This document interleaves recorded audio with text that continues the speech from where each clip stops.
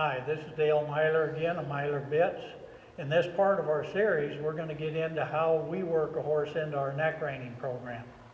And it doesn't make any difference whether we've got a bit like this or we've got a shank bit on our horse, because this has actually got curb action to it because we've attached our head stall and rein stationary. So there are a variety of ways to teach a horse to neck rein. One of them is that when you start a horse out, you just lay the rein. Your outside rein should never have tension on your bridle bit, because your outside rein is the rein that you're putting your direction with, and if you have tension on it, you'll be a lot of times tipping the horse's nose the wrong direction.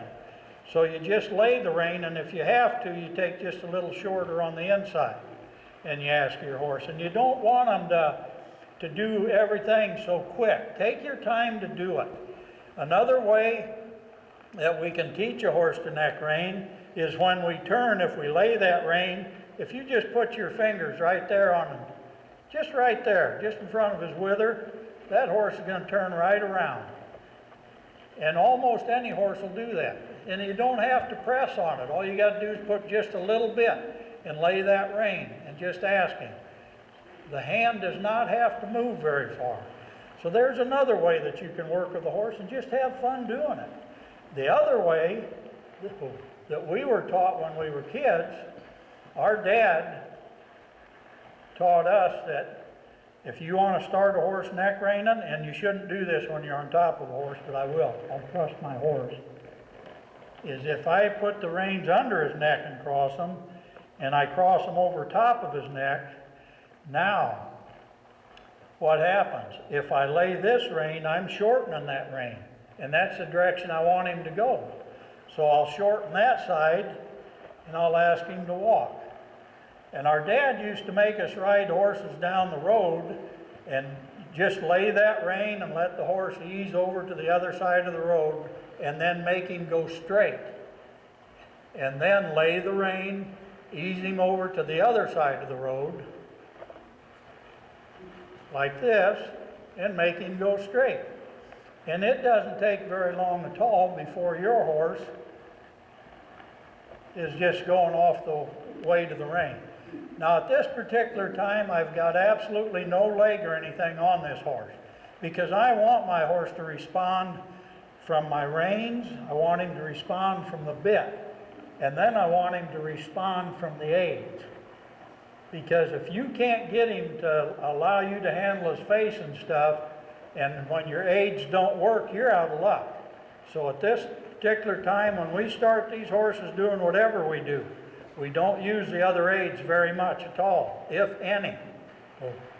It'll also help you set his head when you back him up a lot of times, if you're going to back with one hand.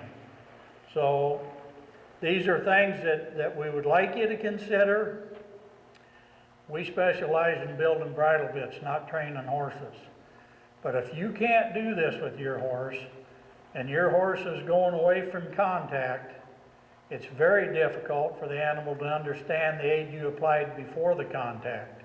If when you move your hand, the animal's coming to the contact, it's much easier for him to understand the aid before the contact, and pretty soon he's riding a lot more off the aid and a lot less off his face. The other thing I want to mention here is that a lot of times people want to have a horse and they want to have these reins. I'm going to put these reins back where they belong, because I think he'll turn a little bit for me.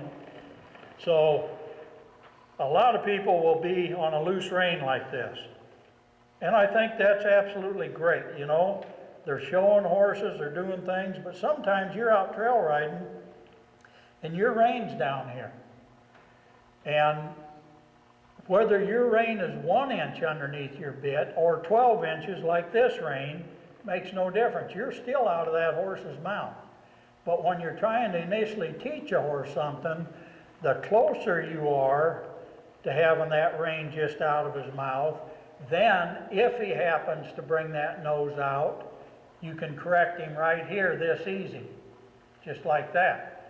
The more slack you have under the rein, the more you have to lift your hand here to take the slack out, and then you're probably still grabbing him here to ask him for his face.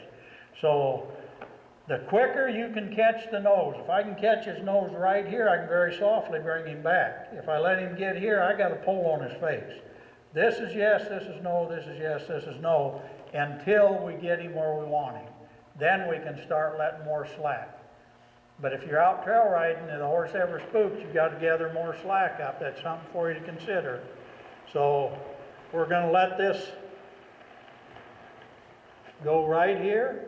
Hopefully there's been something in here that you might want to try with your horse. And if your horse does these things that we've talked about in this series, you have got a nice horse and you ought to be having fun. But if for some reason you're not able to do them because you can't handle their face, and you want to give us a call, or you want to go to one of our tack stores and talk to them, we would appreciate it if you give us an opportunity to see if there's anything we can do for you by working with you to try and figure out your horse. Thank you, and you have a great day.